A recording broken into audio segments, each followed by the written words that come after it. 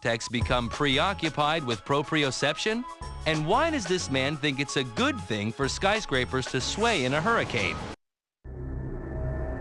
Our first three weird connections have taken us from tripping senior citizens to a remote-controlled human to a well-balanced young man with a twitchy leg. Now we're just one stage away from a future of intelligent buildings that will have the ability to readjust structural balance to better weather a storm. It's all because of weird connection number 4. From the mechanics of legs, we turn our attention to larger, more solid objects. Buildings. This is architect Tristan Stirk.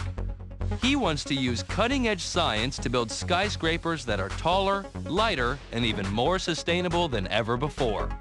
In order to produce taller buildings that use less mass, we really need to rethink how we go about designing structures. The traditional way of making tall buildings stable is to pack them full of concrete and steel.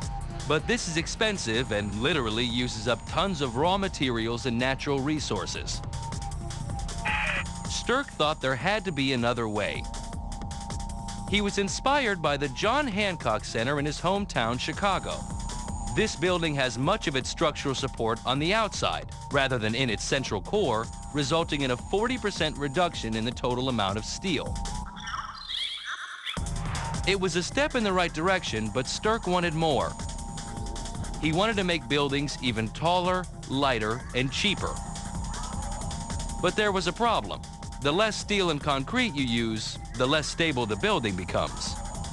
In order to produce a lightweight building that costs less, more sustainable, what you want to do is reduce as much material from it as possible. But the problem is, if you get too light, the building will fall over.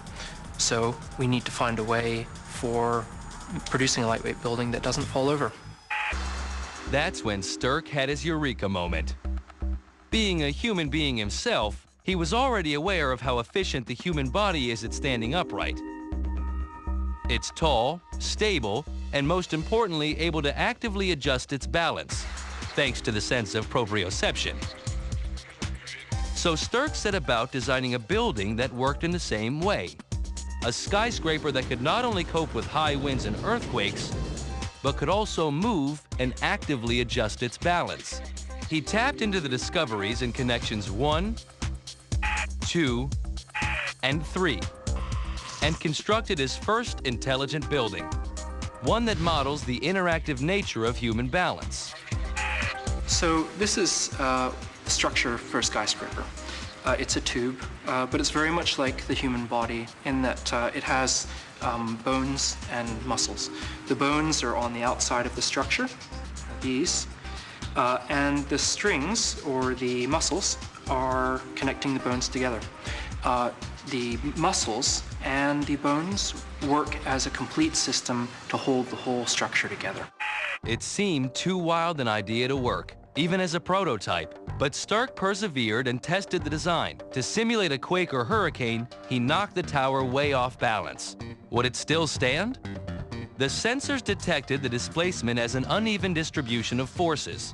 This information was fed to a centralized computer which adjusted the tension cables and returned the model to an upright position. Nature is very good at producing things in a very intelligent way. So people's bodies and the way people balance produces really a great model for buildings. Buildings need muscles, buildings need sensors, and they need brains. And all of these things can come together to produce a system that balances in buildings.